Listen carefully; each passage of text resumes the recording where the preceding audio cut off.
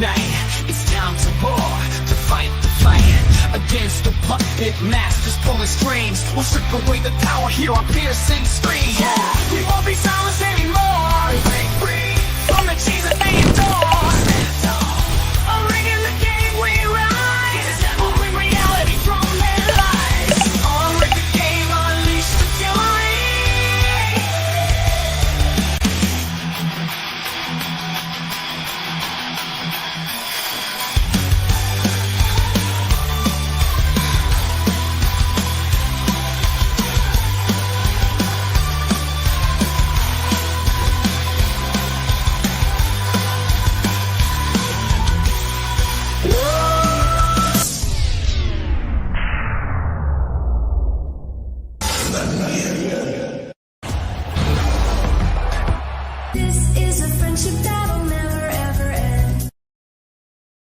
Greetings and welcome to Unrig the Game. I'm Winning Reality. How's everybody doing this evening? Hope you're all living well. All right, we are at chapter 9 of Controligarchs here on Unrig the Game. One more chapter to go and we have done our first book. How about that? That's pretty exciting, isn't it? I'm pretty excited about it. Wolf Room, how's it going? Thank you for dropping in early and dropping the links and being here and right in the front row. Thank you, sir. How you doing? Cool Gamer, what's up? How you doing, Cool Gamer? How you doing? Did you like that Elimination Chamber Rhea Ripley main event? I liked it. It was fun. Flat chested Flatty, how you doing? Flat chested female Flatty, how you doing? Howdy, everybody. So happy you're here this evening. Enjoy Controligarchs. And of course, we can have some content up front. I got a few videos for us, and then we will be exclusive on free speech platforms, and we will read chapter 9, The Dystopian Present of Controligarchs by Seamus Bruner. Our ongoing series here on Unrig the Game. It's going quite well. I can't believe we're almost through this book, man. It's great. It's been a very, very good series. All right. Everybody's rolling in here for the pre-show, kickoff show. Having a good old time. I got a couple different pieces tonight to kind of start us out on censorship. And social media is really going to be kind of like electronic reality will be the theme for the night. So we'll have some electronic reality kind of topics. I'll try to hit them as close as I can. Along with today's, today's news, right? Just some things I picked up along the way that I thought would be interesting. I'm trying to figure out which order I want to do these in. I think we'll do hold on. Is that live?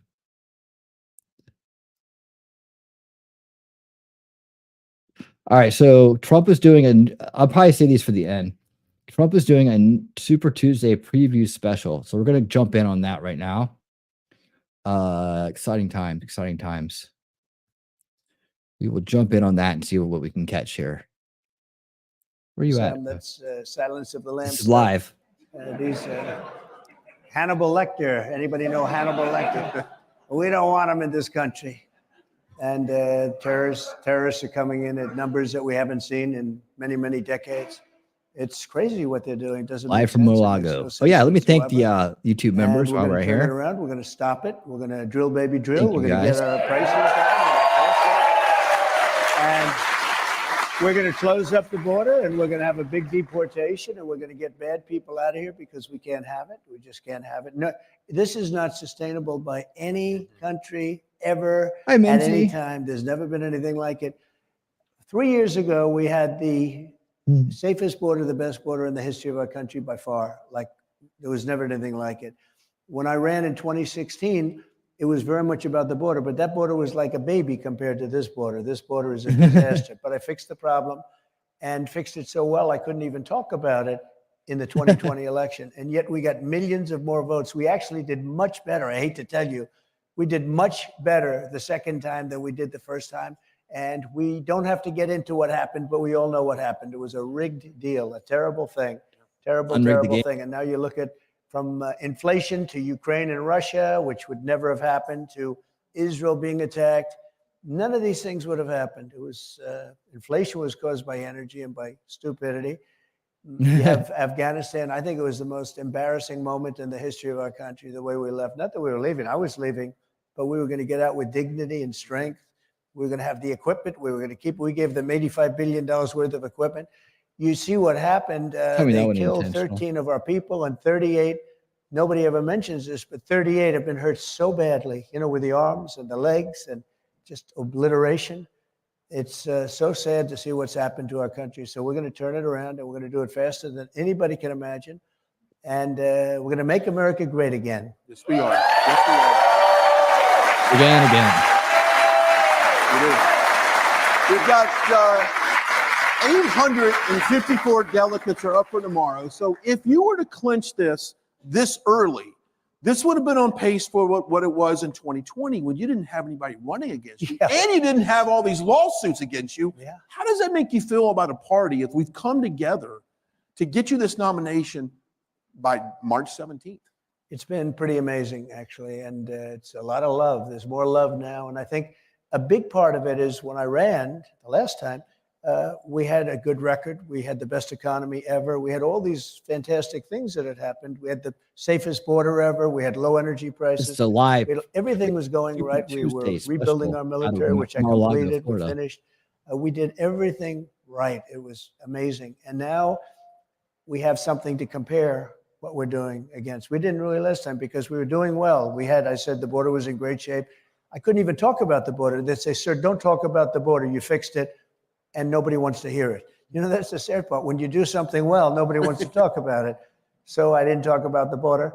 But now we look back and we see that we had a great border. We look back and we see we had a great economy. We had no inflation, essentially no inflation. Everything was good, and we did such a good job. We had the greatest economy in the history of our country, probably in the history of the world. And now we have a horrible economy where inflation has hurt us probably close to 50% when you add it all up. I was told a little while ago, bacon went up 4 times in the last 3 years. I mean, 4 times what it was. And other food products are through the roof. And they say that, you know, they're not going down. They may bring inflation down to 4%, 5%, what it is now, but they're not bringing down the damage that's been caused. And you know, you take that, even if you get increases in salaries or whatever you may be doing, whether it's salaries or anything else, it's more than compensated for by the inflation, which is just ripping people apart. So the economy is terrible. And they say, and some real geniuses, I will tell you, some of the smartest people on Wall Street say, the only thing good is the stock market. And that's good because everybody thinks I'm going to be elected. You're right. You're right. You're right on that. It's been very interesting. It's an interesting time. Well, we've talked, and you have the Biden administration trying to convince Americans that life is good. President Trump, that everything's affordable, but they know Bidenomics has destroyed it. It's been a disaster. It's a bad term. They Global thought it was a bad term when it came out, and then Biden liked it. He thought it was a nice name, and he started using it, and he was getting killed because it was really meant as a negative, not as a positive. And we have Maganomics, right? Maganomics. And that is a good term. And, you know, it's so interesting. It's got to be one of the great names because you look through branding, whatever you want to call it, but you look throughout history. I don't think there's ever been anything like this. There has never been a movement like this, possibly in any country, but there's never been a movement like this in our country. And the spirit, the love, and the positiveness. And remember, when they hit us and they say, hey, bud, we're going to stop this MAGA stuff, MAGA, MAGA. Let's party. Joe Biden. And I say, Joe, what is it? Define it. And he's unable to define it. I guarantee if you ask him, what does MAGA mean? He wouldn't know. It's make America great again, right?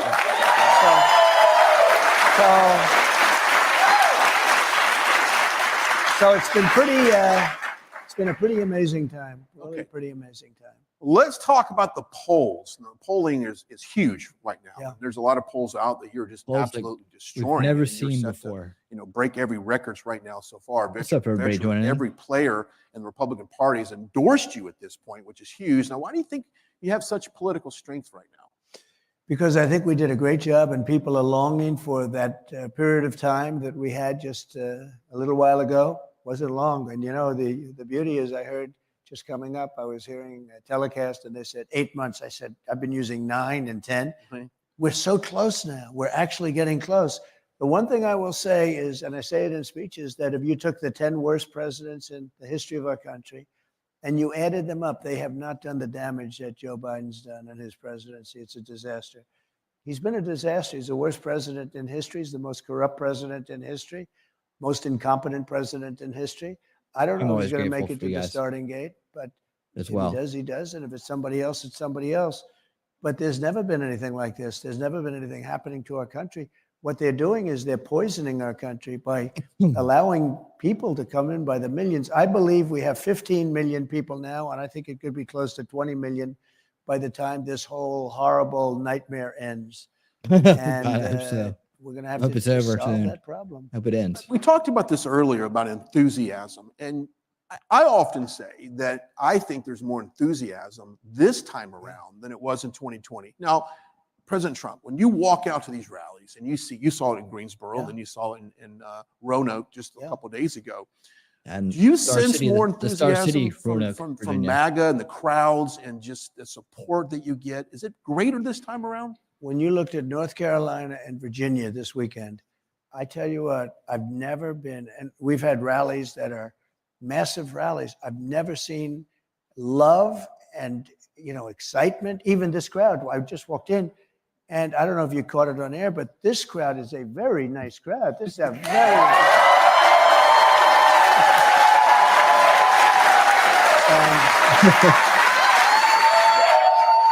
It's our people. Yeah, that's Virginia for you right there. Rowdy as hell.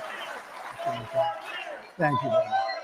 But it's very interesting because the New York Times did a poll and just Don't mistake yourself. Virginia is a rowdy state. It just came out and they announced it, and we're way up, leading big against Biden. And one of the questions that they ask is, I love the picture enthusiasm. choice. How enthusiastic are you for Biden, meaning Democrats? Cat Ninja, what's up? How you doing? And the numbers are Welcome to record Unrig the low. Game. There's very little enthusiasm. And very enthusiastic, that's a term. Very rarely do you have people very enthusiastic. We're up around 50%. And I said, boy, that's a phenomenal number to be very enthusiastic about somebody. And then I'll listen to the fake news. They'll say, while both candidates aren't popular, I'm popular. I mean, they like me. They like me in the Republican Party. They do. I like them. But, the fake news they get out there, they like to play it. I don't think he is popular, and he shouldn't be popular because of what he's done to the country. But we have a great love in our party. We have a great popularity.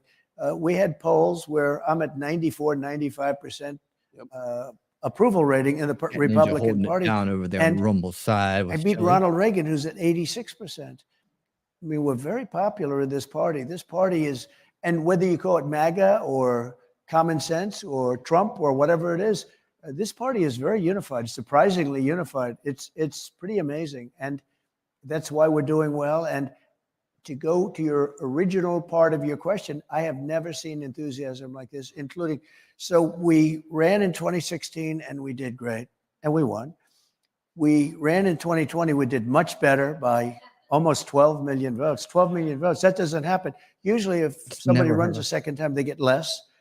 And they can win or lose, but they get less because, people get bored and they get tired and they said, let's give somebody else. But normally get less, or they get a little bit more.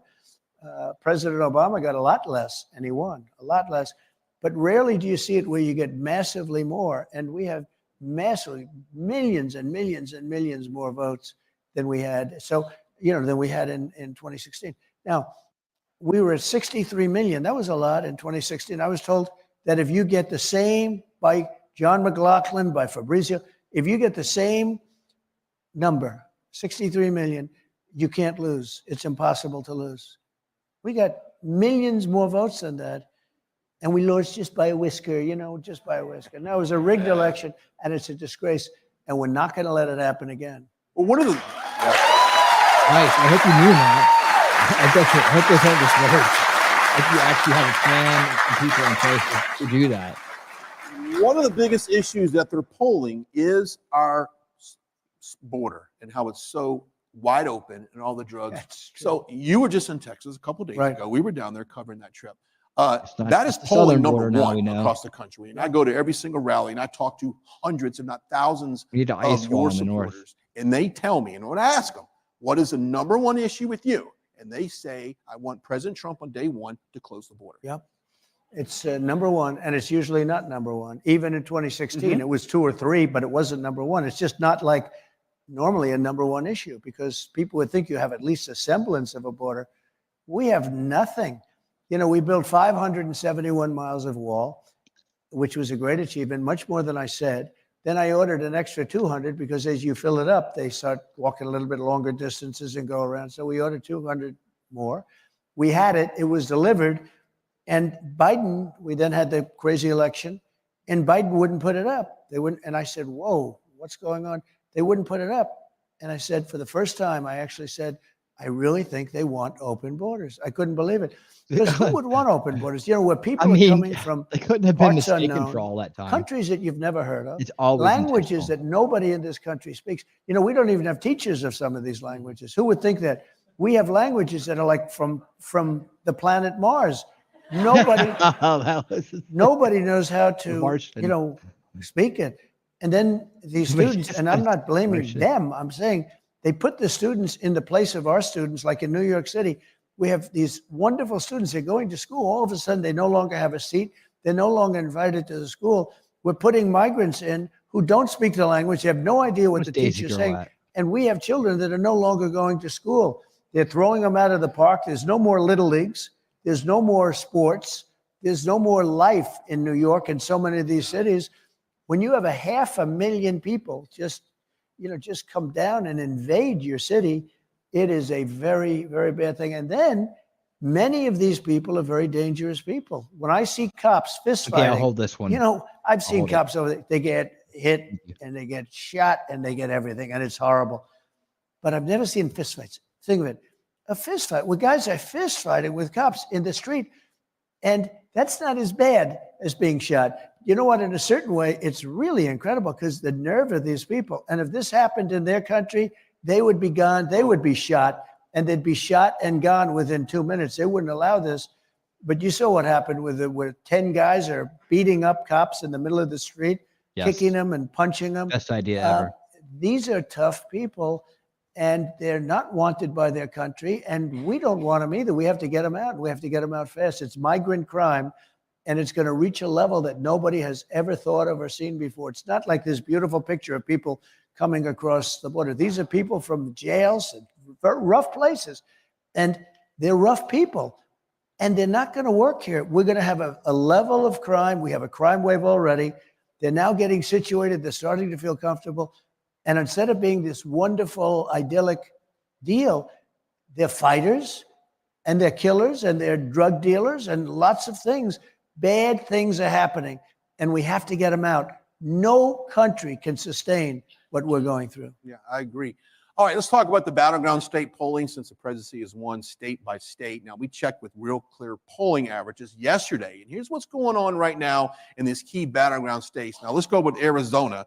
You're up 5.5 on that. Nevada, 7 points. Wisconsin, the latest poll from Bloomberg Morning Council was you're up 4 points there. Michigan up 3.6. North Carolina, 5.6.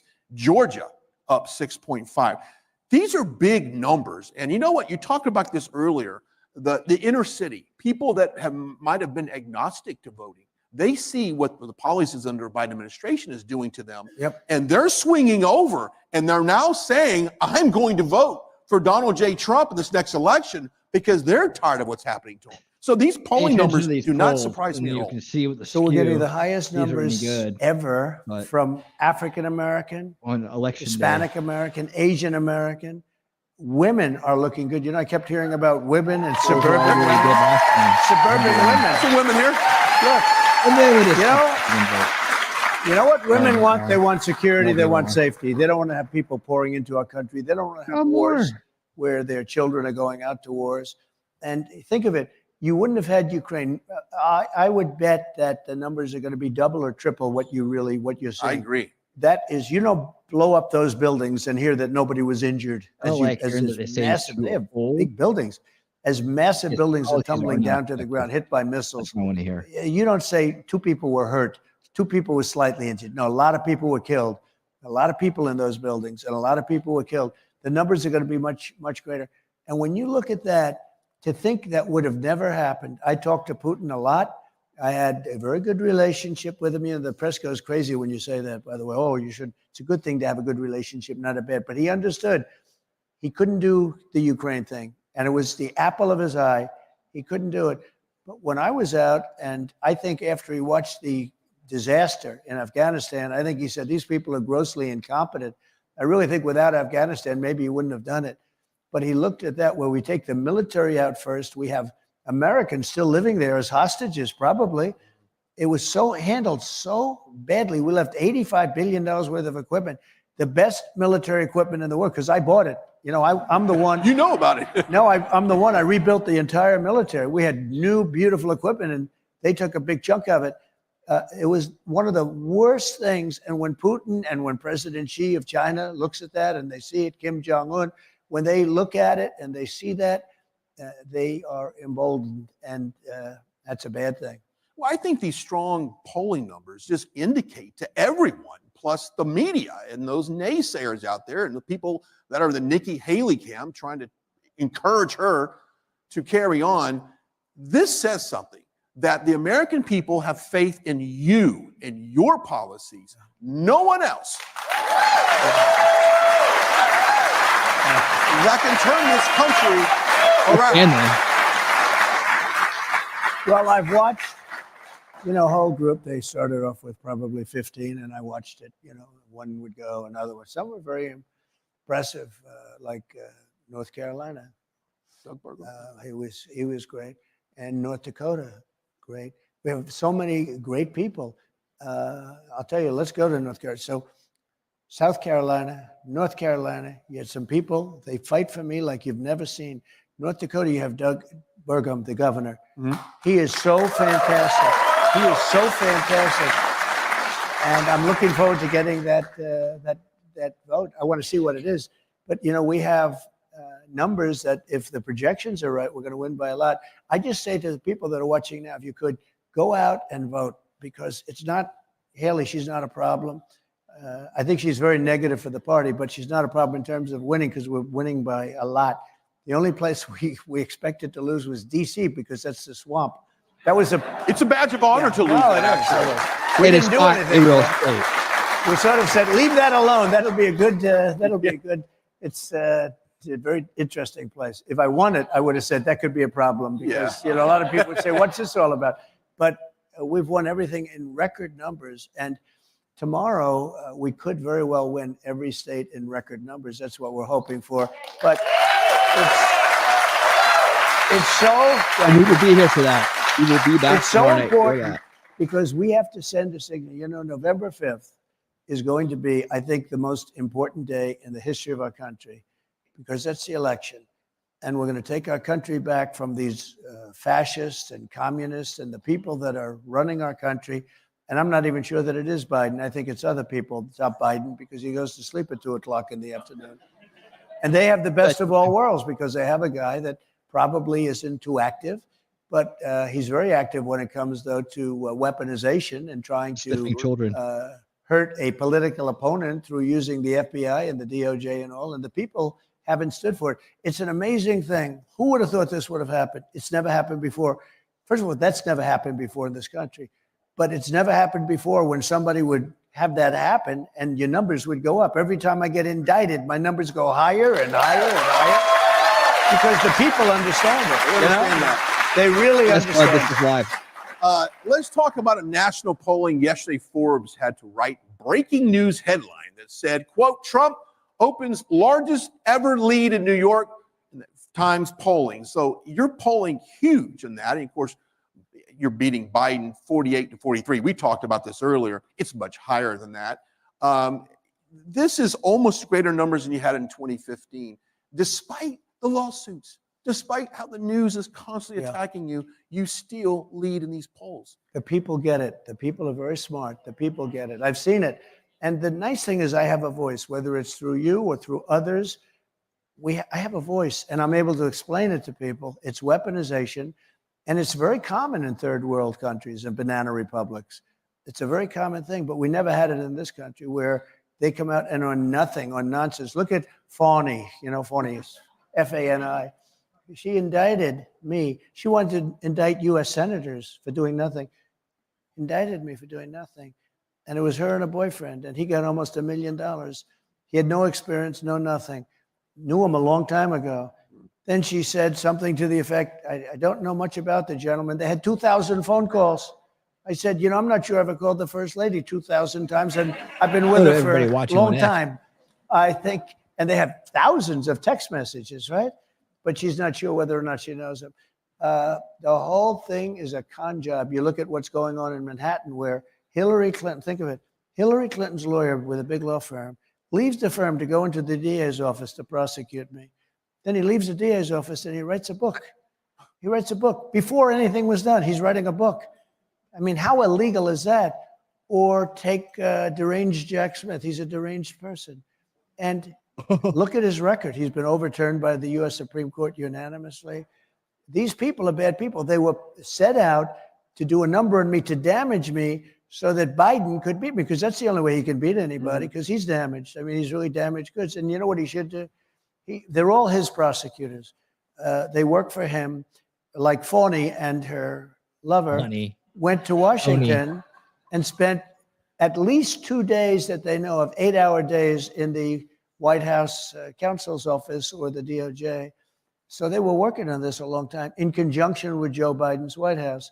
The DA's office has one of the top people from the Justice Department, that's Washington. In other words, Merrick Garland's people, put their top person in the DA's office to handle this case.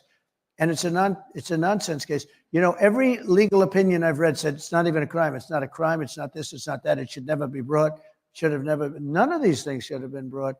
But it's all of these indictments are Biden indictments. And they're there to hurt an opponent. If I weren't running, none of this stuff would have ever happened. Or if I was doing badly, I would say it probably wouldn't happen. But all of this was done to inflict harm on his political opponent. And we've never had that in this country. It's something that's quite well known, but it's in other countries, not in this country. This is a big example. And honestly, what he should do is take all of those prosecutors off the cases and fight a really fair fight. We're going to win anyway, one way or the other. We're going to win anyway. But they should fight it fair, because it's so bad for the country. And people know what's happening. They see it. If they didn't see it, I'd be down at nothing. I'd be absolutely nothing. They get it, and they see weaponization. It's an attack on a political opponent. Using the FBI and the DOJ, they raided Mar-A-Lago. That's against Fourth Amendment. I mean, they raided my house. Nobody's ever seen anything like that before. We are in a very dangerous time in our country. The only thing I can say is that we had it going so good in the 4 years that I was there, that people were calling on the left, very strong, I would say the radical left, and they wanted to get together because African Americans, Hispanic Americans, everybody was doing better than they've ever done before. And all of a sudden, everything was coming together. Mm-hmm. And tremendous things happened, tremendous things and tremendous success. And now when you look at what's going on, like the border, when I say I took over in 2016 and the border wasn't good, Brian, it wasn't good, but it was like normal, not good. It was, not a good situation, but it was. Now it's probably 100 times worse. Nobody's ever seen anything like this, where people are coming up by the millions. They have a caravan that's coming up now with 25,000 people in it. And these dictators and presidents and others, they put their rough people in there. They don't want them in their jails. They empty out their jails. They empty out their institutions. Because you know the money they save by not having it? They had jails that were bursting at the seams, and now their jails are the emptiest they've been in 35 years, but they're going to get a lot emptier because they're dumping them into the United States. And these are very dangerous people, and we have to stop it, and we have to get the bad ones out immediately, and everybody has to go home, because no country can sustain it. Our country can't sustain it, and our country's going to hell. We've been living in hell, and we're going to change it, and we're going to change it fast. I want to talk. Yeah. He's right. Hey, y'all make sure that you're following the Contractor Tweets on Rumble as well. I want to talk about you potentially winning the popular vote, but real quickly, you talk about these all these legal cases. When you go into the courtroom and you see all the supporters outside the courthouse, how does that make you feel? Because you're going into a court of law, you know you're being persecuted for crimes you didn't commit. These are all false allegations, but yet you still have supporters outside with Trump flags and great people like we have here tonight. How does that make you feel? Well, not only outside, inside. I'm in the courthouse and I'm walking past the police and the security people and all. 2024, sir. 2024. They go 2020. We're with you, sir. This is inside. This is inside. But we have some real Trump haters. We have some judges that are real Trump haters at a level that you wouldn't even believe. Sure. We have prosecutors that are Trump haters. Again, at a level you wouldn't believe the hatred. You wonder, how could they possibly have this kind of hate? I don't know them. And we've done a good job. I was a very popular president. I mean, I got the most votes of any sitting president in United States history. I mean, I was a popular president. We did a good job. Biggest tax cuts in history, biggest regulation cuts in the history of our country. All of the things we did, safest borders. We had numbers that were incredible, even from a medical standpoint, right to try. I have so many people that are living right now because for 50 years they were trying to get, we have space age materials, some great medicines. We have labs and doctors that are incredible. And they're way ahead, but they won't be approved for 4 or 5 years by the FDA. And I said, well, why aren't we giving a person that's terminally ill, why aren't we giving them some of this medicine? Maybe it'll work. And it was a very hard thing, actually. It sounds easy, but it wasn't, because the insurance companies didn't want it for obvious reasons. The medical companies and labs didn't want it because if it doesn't work, and people are terminally ill. And I worked a deal where you don't have to put it down here. You can put it down on a separate list. In other words, so it won't look bad on your so-called report card. And I got the insurance companies aboard. You sign a document. You're not going to ever sue the country. You're not going to sue. And you have access. Instead of going to Asia or going to Europe or going wherever you may go, or going home and dying if you have no money. A lot of people can't go to Asia, Europe to seek a cure. And we are saving thousands and thousands of lives. It's great. It's great. Yeah. Right. Okay, let's talk about winning that popular vote. How would that make you feel to win the popular vote? Well, look, we have a couple of problems in this country. Number one, mail-in voting. Mail-in voting will always be dishonest, okay? And it's a shame that we have it. Jimmy Carter did a report along with a couple of other senators that were respected, Democrats, Republicans. It's like a commission. And the end result of the report was never go to mail-in voting. It will always be dishonest. That was a long time ago. France fairly recently switched from mail-in voting to one-day paper ballots, voter ID, very simple. One-day voting. I mean, these elections where they take 61 days and then they want an extension. And, they use machines to count it fast, but nobody ever had they last weeks longer. And then you wonder what's happening and how come that material is moved and it was there and where is it now? Now, we have to have fair elections. We need two things very strongly. We need fair elections and free elections, and we need borders. If a country doesn't have borders, you're not a country. And we really don't have either. But when you have mail-in voting, think of what the process is. They send an envelope to someplace. I mean, so many people complain. They get 7 or 8 votes. Some don't complain. Some just send them back in, right?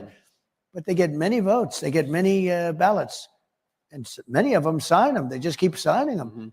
And who's bringing them there? Who's bringing them back? What happens in the meantime? Are they sold? Because ballots are sold during this process. People are selling them that are delivering them. So many bad things happen.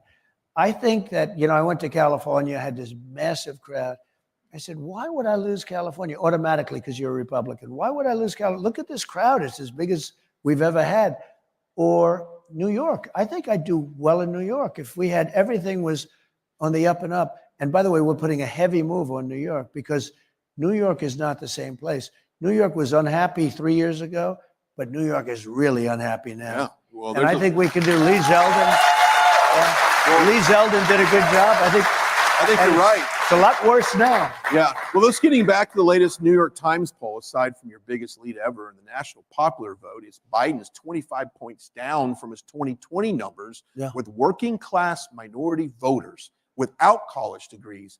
It showed up you winning Hispanic voters 46-40. It also showed you winning 23% of black voters. Now you've gained black voters than you had in 2020. What does that make you feel to really get down in the inner cities and show these demos that your policies will promote them despite what the Democrats would say? So it makes me feel great. Like, as an example, with black voters, Romney got 4 or 5%. Mitt Romney, okay? I'm not a big fan of his, by the way. He got 4 or 5. But I did a lot of things like criminal justice reform, opportunity zones and cities with Tim Scott, who's fantastic, by the way. And I tell Tim all the time, he ran as a candidate and he did fine. But as my surrogate, he's unbelievable. I said, you do a much better job fighting for me than you did fighting for yourself. He said, I always had trouble fighting for myself, but I like to fight for people that I think can do a great job. He's great. But we did things that were good. Criminal justice reform couldn't have been done. They came to see me, a group of people, and they were crying. Can I have help? Yeah. They were crying. And I was able to get conservatives to go along with it. And we got criminal justice reform. And I will tell you, the group that most wanted it was the black population, because, it's pretty rough stuff what's been happening if you look at sentencing and sentencing guidelines, et cetera. So I got criminal justice reform. We did so much. Historically, if you look at the colleges, you have colleges and universities, black. They would come to see me, the heads of these colleges, and I got to know some of them. But the first year they came to see, I said, what are you guys doing here? We came to get money from Congress because we can't run our schools if we don't. Oh. Next year, the same group came. They said, yeah, we're here to get money. I said, wait a minute, do you do this every year? And they said, yeah, we do this every year. We have to. And one of them said to me, it was bad. He said, I feel like a beggar because they make us come back every year. This is the Democrats. And I said, you know what we're going to do? We're going to sit down. You're going to tell me what you need. We're going to do a long-term plan for you. And I got them done with a long-term plan. And I added 20% to the number that they asked for.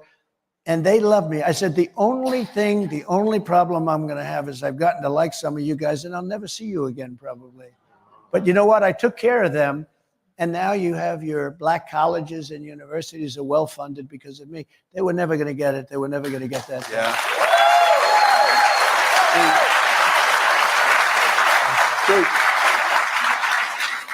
And those are things that the mainstream media won't tell voters. They really hide a lot of the confidence you had during to the YouTube side. We'll be going back to Rumble here in a little bit. Help out the black voters and Hispanic voters. Hispanics were making higher wages than they've ever made. They had the best 4 years they've ever had. Very entrepreneurial people. Very entrepreneurial.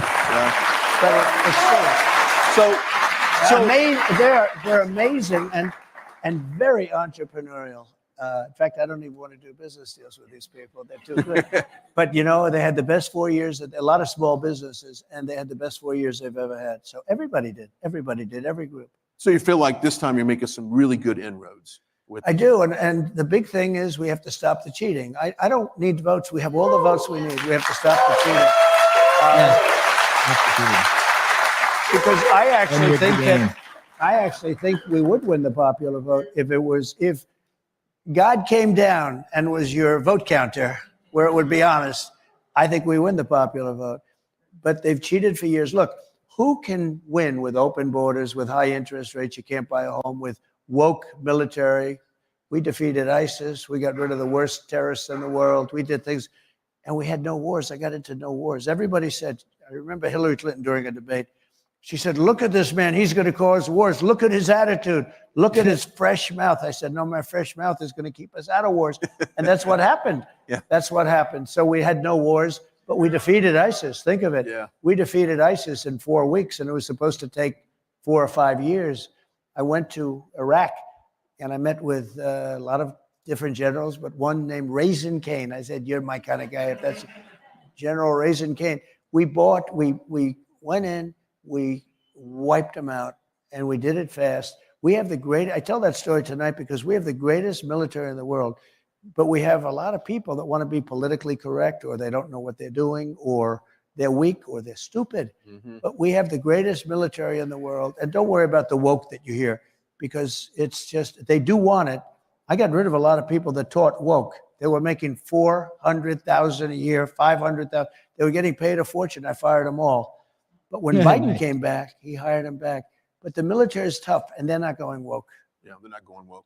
I said this earlier about whoever's in control of Congress in January 2025 will control and rewrite the tax codes that everyone is benefiting from you right now. That's a good point. Let's talk about taxes. Let's talk about people keeping more of their money and how important that is to achieve the American dream.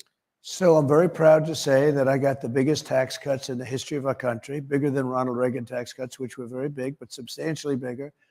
And that's one of the things, I think, between that and the regulation cuts, where you didn't have to go through, years of study to find out that that's a piece of dirt and there's no problem, okay? I mean, it was the craziest thing. And we did regulation cuts larger than any other president has ever done, by double or triple. And I think that was actually more important. It was interesting. I was with a big businessman the other day. I said, what was better for you, the tax cuts or the regulation cuts? He said, it's not close, the regulation cuts. That's why we had the best job numbers that this country has ever had. We had the best job numbers that we ever had. And regulation cuts and tax cuts. So with the taxes, you could keep your money. You were spending less money. And the funny thing is, everyone said, oh, you cut them too much, you're not going to take in the revenues. We had, right after the tax cuts, we had the largest number in terms of revenue. We had the biggest revenues, the greatest revenues that the country's ever had, because people were incentivized. They were incentivized to go and work and everything else. Now, the Democrats want to raise your taxes by 4 times. And I don't know if people know it. It used to be that if you could cut taxes, you were a pretty good politician, you were going to get elected. We're living in a different time. They want to raise your taxes, and they think that's good politics. So they want to raise your taxes. They want to give you a lousy education. They want to give you very unsafe streets. All of these things. And they want to have open borders. Open borders. You can't have the open borders. So I think we're on a path to get tremendous numbers of votes. Yeah. And the enthusiasm, as you said, and as some of your people just said. I hope you feel better soon. And you think there has never been, I don't think in any campaign, people say, I have veterans that have been with me for a while, but they've been in this business, in this world of politics for a long time. I have one that's been through many campaigns. He said, there's never been anything like what he's saying now. If we drive, we're now in Florida, if we drive 5 blocks, every house has a Trump sign in front of it. It's really a great honor, I have to tell you. It's a beautiful honor. If you're watching on X, that's the reason why we're doing this preview show tonight, to encourage you guys tomorrow to get out and vote.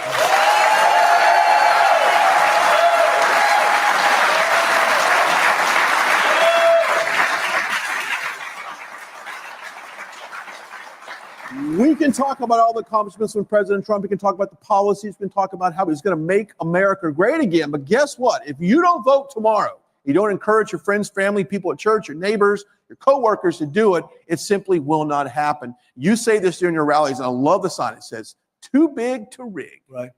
We want to be too big to rig. But the too big to rig, we're really thinking about November 5th. But it really does send a signal. If you can, get out to vote tomorrow. Get your husband, get your wife, get your friends, get their friends, because we want to send a signal that we're coming. This freight train's coming. And we have to do that, and we have to do it tomorrow. Tomorrow's the big day. Tomorrow, they call it Super Tuesday for a reason.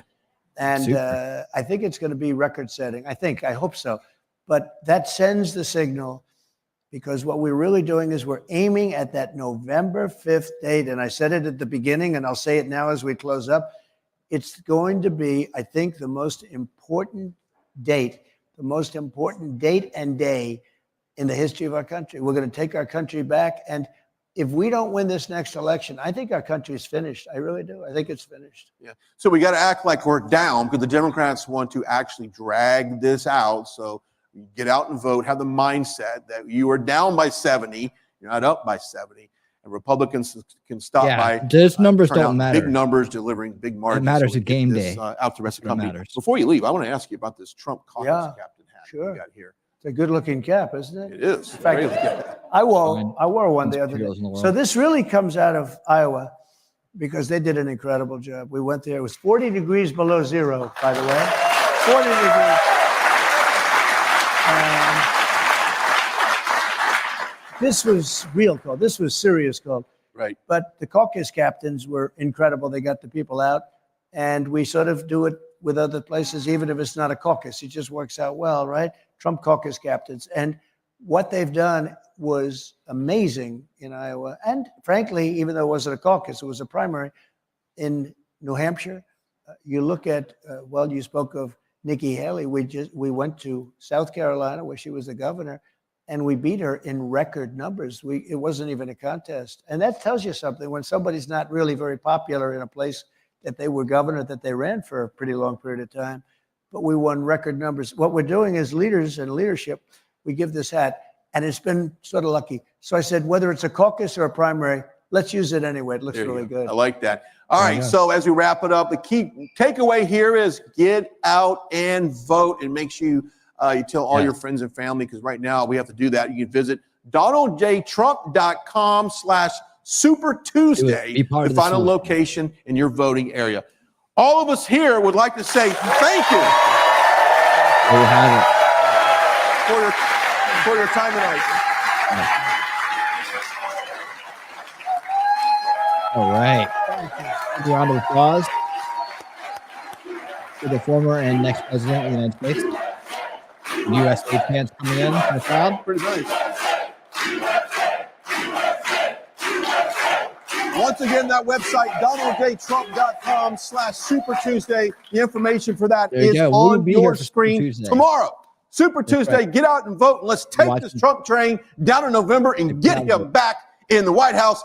Thank you for joining us on this special occasion. We'll see you next time. Thank you. Thank you very much. Great job. Great job. There you have it. We once that on that side, going into a My Pillow commercial right there. Yeah, so there you have it. Little bonus coverage there for the pre-Super Tuesday rally in Mar-A-Lago. You know, they're living it up down in Florida tonight. Tomorrow, Super Tuesday, special edition of Winning 2024. And we will be watching that from start to finish, I guess, for the most part. I think if I remember right, on Super Tuesday, it's like you never quite get to a Hawaii and Alaska, but I could be wrong. Let's just hope, we're going to be watching for a lot of things. Blowout, yes. Shenanigans, of course. Even more importantly, shenanigans on all different fronts. We're going to watch media shenanigans, polling shenanigans, at the polls. At the election facilities. We're looking for that. Any kind of shenanigans. Let's see what they're going to try to do. They may telegraph a little bit in the primaries, but again, I don't take anything for granted when it comes after 2020. I don't take anything for granted. I want to hear we got people at every polling place ready to react with solutions in hand to people trying to stuff boxes, add votes, poll shenanigans. We have to have immediate responses, as we've seen in the past. It doesn't work when you let it fly till afterwards. And that stuff, once it's done for the most part. It's hard to reverse it. And they're all ready for us to try that strategy. So I don't think that that's going to be effective, but hopefully when they say they're ready to make it fair and they got it covered, well, that's what I was expecting in 2020, but we didn't. So I won't be sleeping easy until after the general election has been called for Trump. Then we can be like, okay, all right, 4 years, let's go. Let's see what we can get done here. Let's see what they're going to try to pull. They're going to pull all the same old things.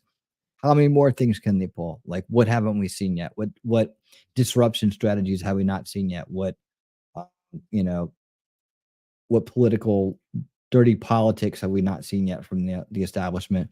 We've seen a lot of their moves. We know how they operate, but lot still to come. It's gonna be one of those years, 2024. I'm glad you're here with me to do it. Make sure that you are following me on Rumble, especially, if you're over there, please hit that follow. Give me a thumbs up. Let me know. I'll say hi to you. And also here on YouTube as well, and over on X. And if you're watching on X, got some people watching tonight. Please drop a heart for me, because I really do appreciate you guys tuning in from X and helping that platform evolve somewhat. All right. Let's see. We're just about ready to make our jump. We should just go ahead and get that going right now. Ladies and gentlemen, if you don't know, this is the kickoff show for Unrig the Game, Controligarchs. So we do a little warm up here on the YouTube side, and we then head over to Rumble. But before we do, I have to do one thing here, and here it is.